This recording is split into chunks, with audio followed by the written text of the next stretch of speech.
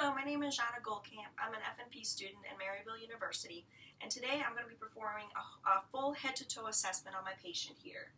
So when my patient walks in, I always make sure that I'm paying attention to their gait, to their posture, just their overall attitude, and I have them empty their bladder before the exam. I have them put on a gown. I take their weight and height measurements.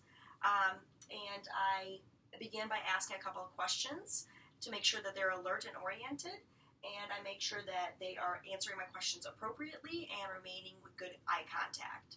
So, Cindy, can you please state your name? Cindy Bertolino. Okay, and what is your date of birth? 4/23/75. Okay, Cindy, do you know where we are today? Barnes-Jewish Hospital. Okay, great. And what year is it? 2016. Okay, so this shows me that the patient's alert and oriented to time and place. The next thing I will do is, while I move throughout the entire body system, I'm always inspecting the skin.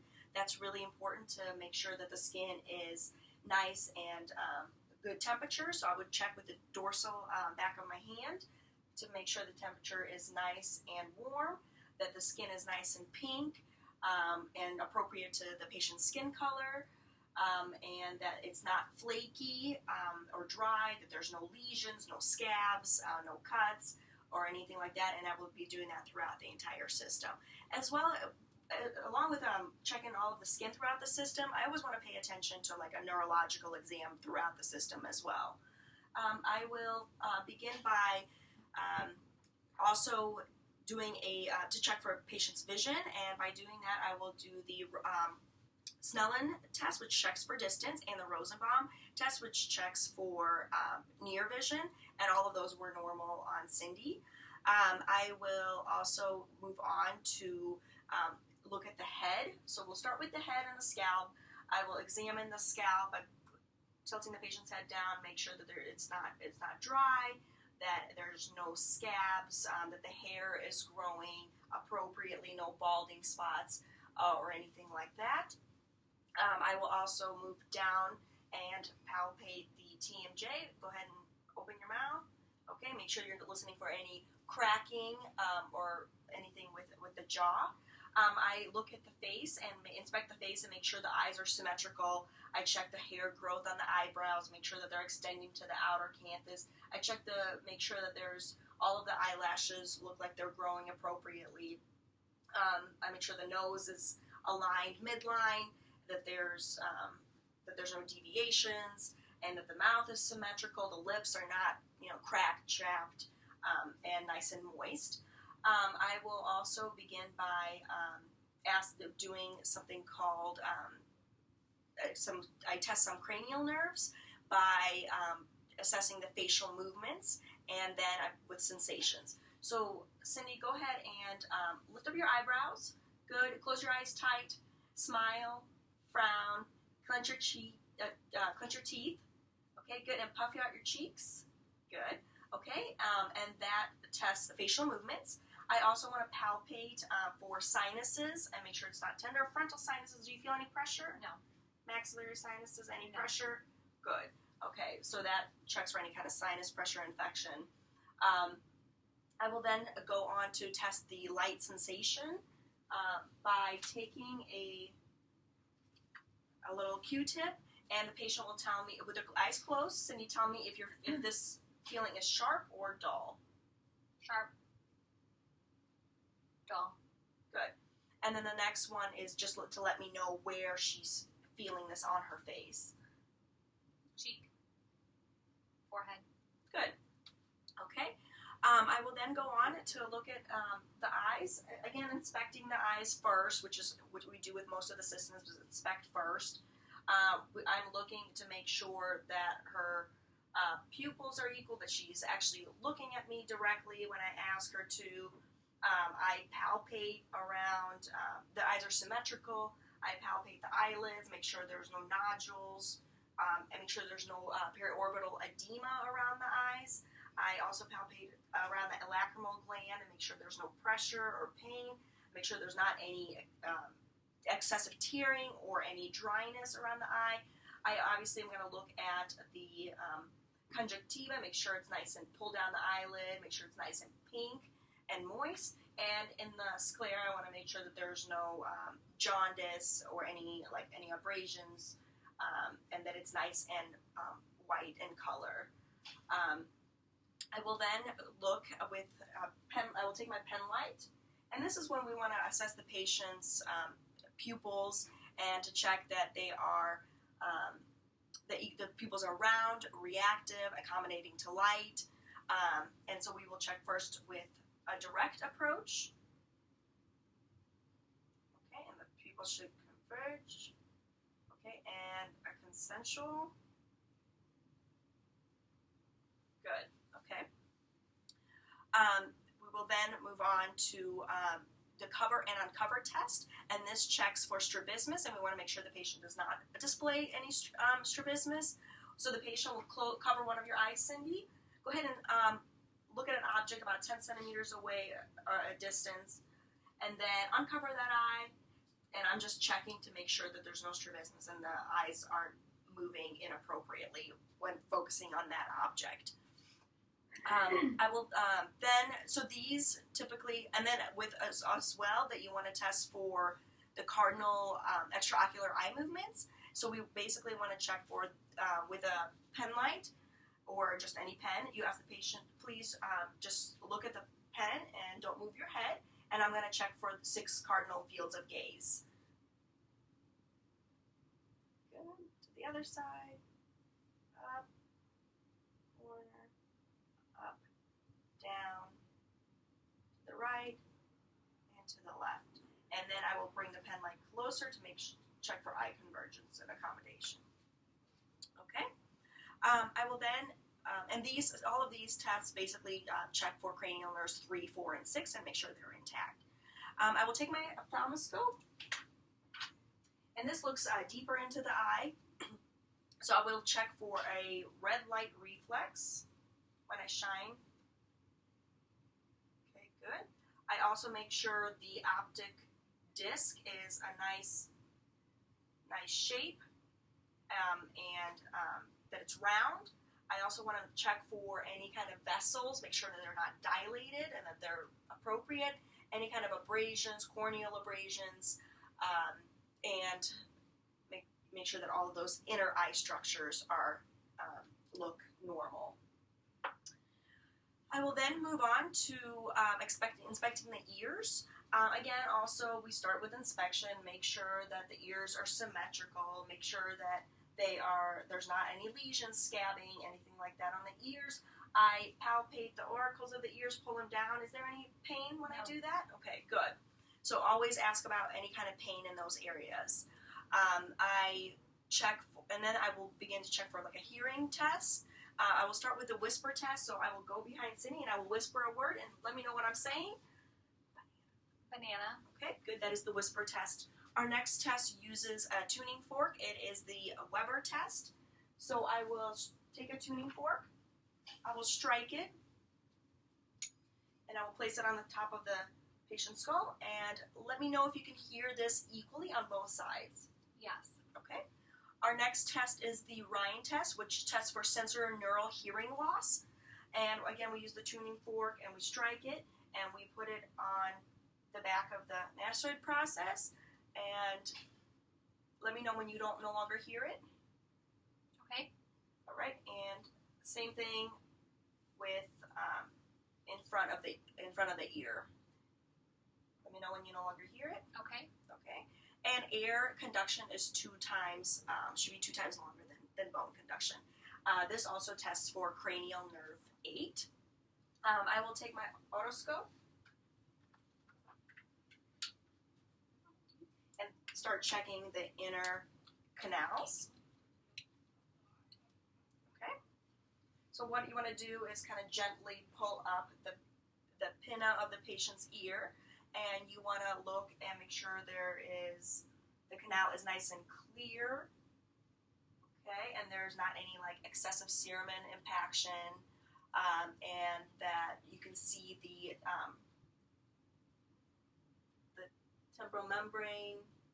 Make sure that it is nice and gray in color, in pearly, like a pearly pink color, pearly gray, and that it's intact, there's no effusion, you're not seeing any fluid in the ears, and that you're noting those bony little landmarks inside the ear as well. And again, you want to also make sure that you always ask the patient if they've ever had any kind of hearing loss, hearing issues, ear infections, things like that. I then move on to inspecting the nose. Again, looking at the bridge of the nose, make sure that it's in midline, make sure that there's nothing obstructing the nares. I have the patient lift up their head, make sure it's nice and clear, that there's no turbinates, and that the mucosa is nice and moist and pink, and the septum is in line and not deviated. I want to check the patency of the nares, so go ahead and close one of your nares, good, and take a deep breath in, good, and the other, good. So the patient's breathing nice and fine. I will go on to looking at Cindy's mouth, and again, I look at the lips again, make sure they're nice and moist. I will palpate, go ahead and open up your mouth. I will take a look inside. Good, you can even use your pen light to take a really good look.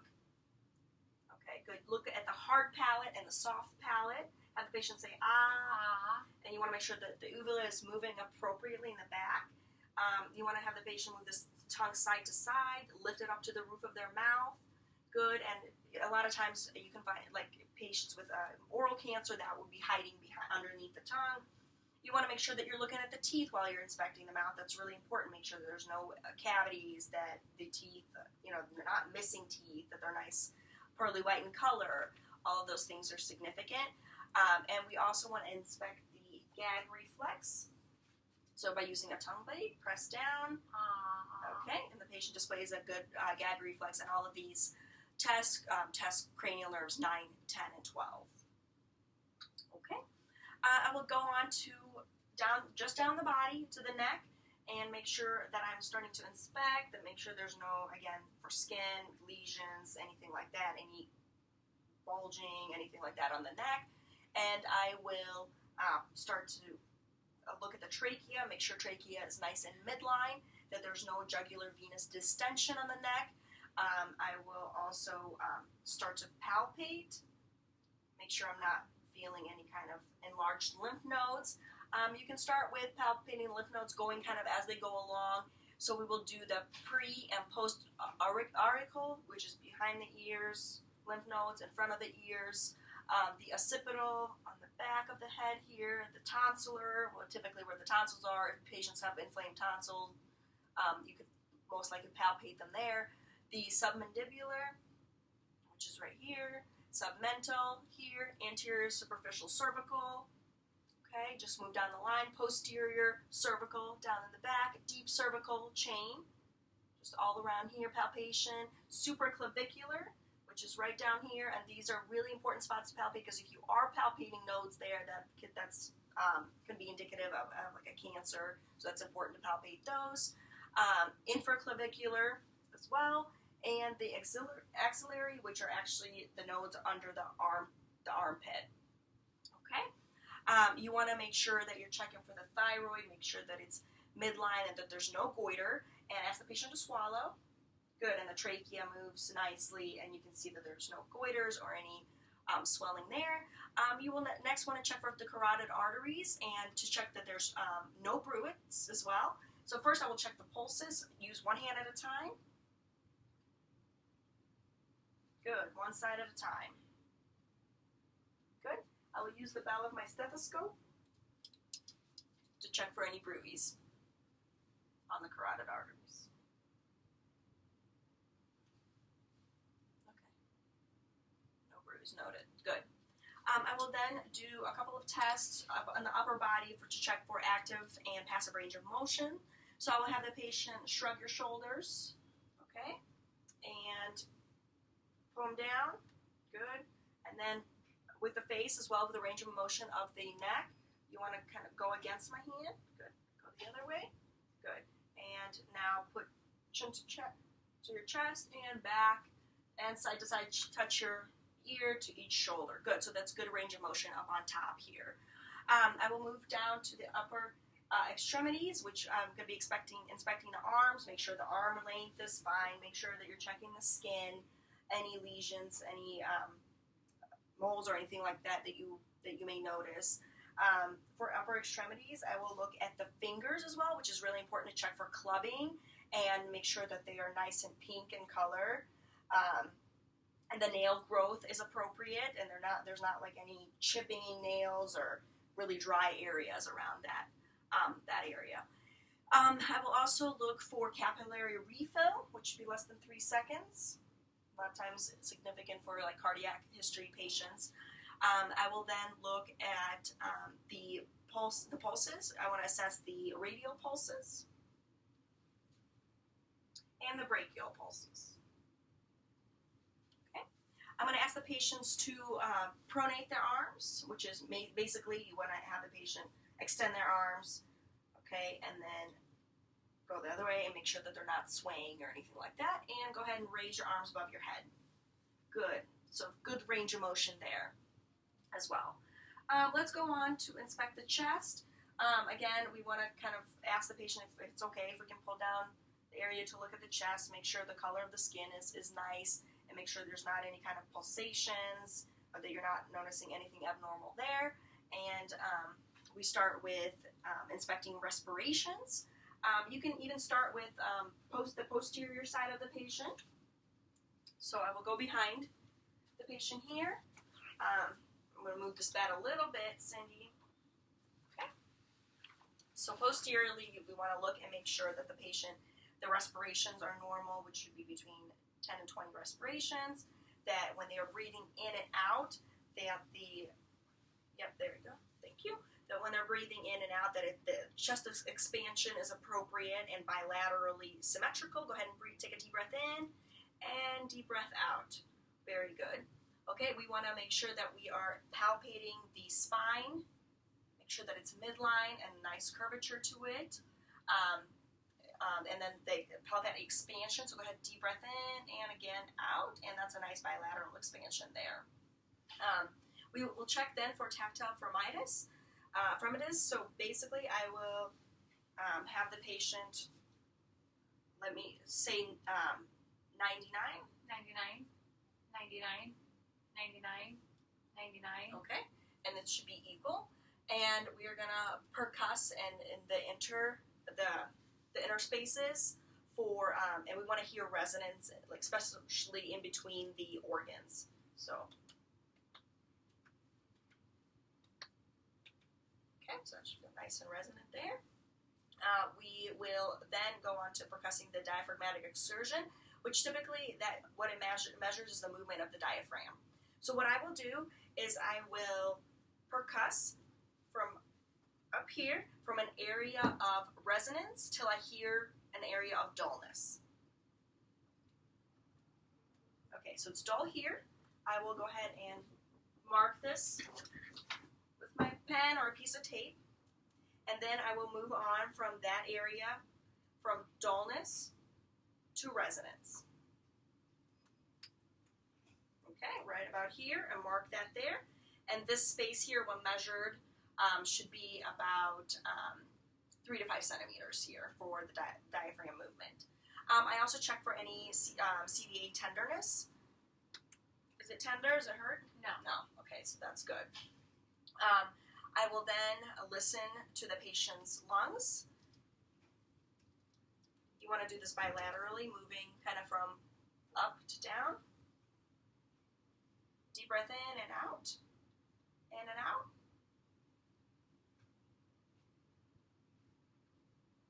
In and out.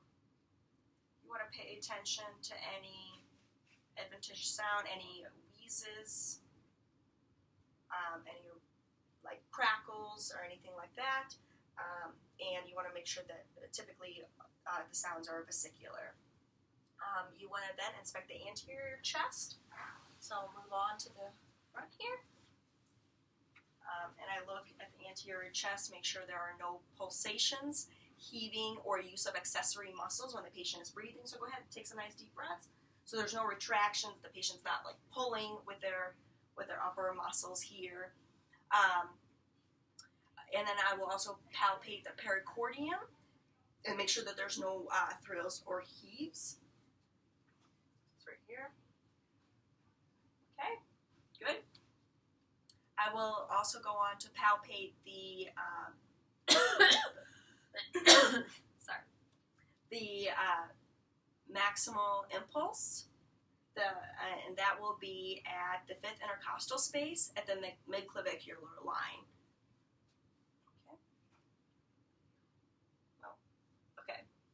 Sometimes it's best when the patient actually lays down for this portion of the exam, so let's try laying down. You will be able to observe things better that way.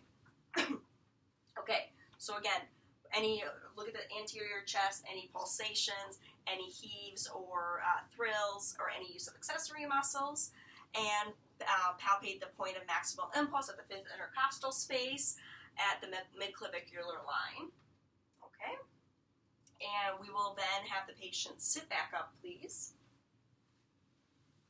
And we will do on the front as well, we will do the same test we did posteriorly with the tactile fremitus. Okay, say 99. 99, 99, 99. Okay, moving from down below to up. I will then percuss intercostal spaces as well, and we want to hear resonance just like we did in the back.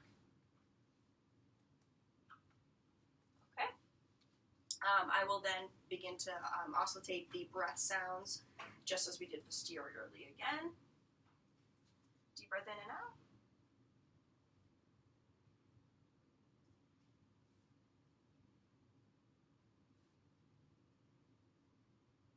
Okay, good. No wheezes, no crackles, no ruid, just vesicular sounds are heard here. And lungs are clear, and there's no diminished sounds or anything like that. We will then go on to listening to the heart. I will oscillate at different areas of the heart. We will check at the aortic, the pulmonic, Erb's point. Okay, sounds good. Tricuspid. And mitral.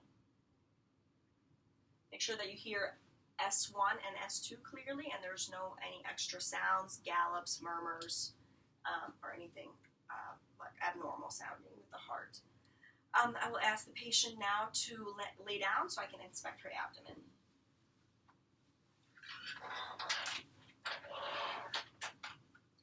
Okay, I'm going to just lift the patient's gown if that's okay. Just going to lift up and inspect the abdomen.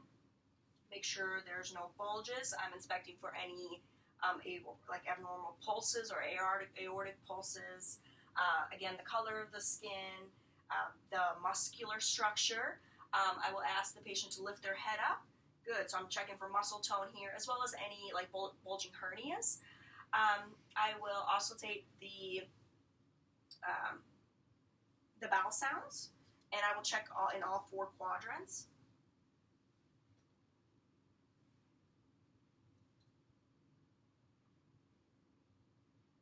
Okay.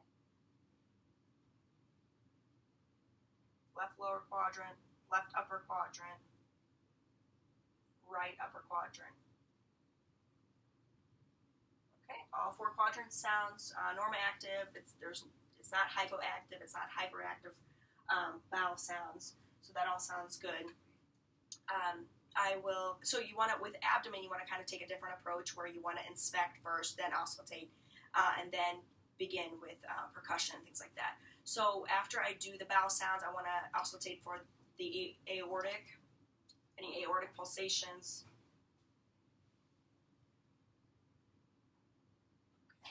And auscultate the iliac and down below the femoral arteries. Good. Okay. I then begin with percussing. The abdomen should sound tympanic and not dull. This is typically the area that has tympany. I will check the liver span, make sure that there's not any enlargement of the liver, and by going up from resonance to once I start to feel dullness, and around, and there should be, you might be able to palpate or percuss the liver span, and it should be around 5 to 7 centimeters when it's normal. I will then also percuss for the liver span as well, or for the for splenic dullness. I'm sorry, and that's on the other side, the left side. So same thing, percuss for once you hear dullness on the side of the spleen. I will then begin with light palpation, and you're just basically checking for tenderness and any enlarged organs. You want to make sure also that the umbilicus is nice and midline as well. I will go on to palpate here. Any tenderness? No. Okay. So that's a light palpation. If the patient is able to tolerate the light palpation, go ahead and do a deeper palpation. And we will do the liver. So palpate deeper into the liver. You may be able to feel the liver at the right costal margin. We will then also palpate the spleen on the left side. And now it's important to note that the spleen should not be palpable. And then we will also palpate the kidneys. And that way, you want to take your hand here and in the back of the flank, press down. And the right kidney is typically more palpable than the left. I'm also palpating for aortic pulsations. Okay. And always checking the abdominal muscles. Okay. I'm going to have the patient go ahead and sit up.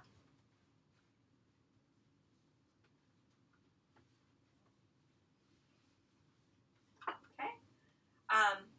At that time, when the patient is laying down, you can actually also check their, palpate their femoral pulses as well, and their inguinal nodes, and make sure that they're not enlarged, which is in this area down here. So palpate femoral pulses and inguinal nodes, make sure they're not enlarged. I will then check for different pulses in different areas of the body as well, like check dorsalis pedis, which is right at the feet. Good pulses here, about 2+ is what we're looking for, mainly all over the body, really. We will then check for tibial pulses and popliteal pulses behind. Good.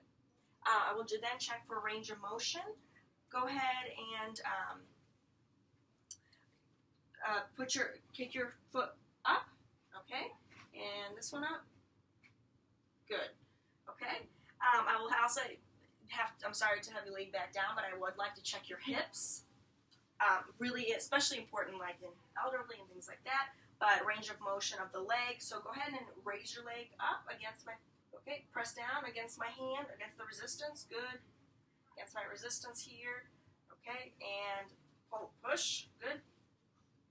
Good, all right. And then go ahead and lift your leg up towards your chest, and your other one. Okay, so good, there's good range of motion in her legs and her hips. We will then begin by doing deep tendon reflexes. Go ahead and sit up. And I will use my reflex hammer to check the DTRs in the knees. Okay, it should be good. 2+ deep tendon reflexes. The Achilles, which is behind here, behind the foot. Okay, and the brachial. Good. And you're always wanting to check everything bilaterally. I will then begin to look at the fine motor skills of the patient. This, again, tests a lot of the neurological symptoms and signs as well. And I will have the patient do this test where it's called a finger to thumb test. So basically, go like this. So go ahead and sit and you try that. Good. So your fine motor skills are intact. And then the hand test. So go ahead and I want you on your knees. I want you to flip your hands as fast as you can from palm to hand. Good. There you go. Very good. And then I will perform have the patient stand up and perform the Romberg test.